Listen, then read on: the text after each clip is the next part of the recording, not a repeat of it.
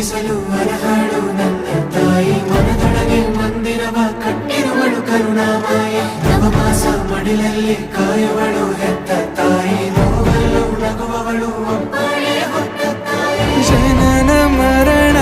ಜಗದ ಸಂತೆ ಅದಕ್ಕೂ ಮೀರಿನಿ ಬೆಳೆದು ನಿಂತೆ ಕರುಣೆ ಸಹನೆಯ ಮೂರ್ತಿಯಂತೆ ದೇವರಿಗೂ ನೀ ಸ್ಫೂರ್ತಿಯಂತೆ ಅದೃಷ್ಟವು ನನ್ನ ಪಾಲಿಗೆ ನಿನ್ನ ಕಂದನು ನಾನಾಗಿ ಹೇ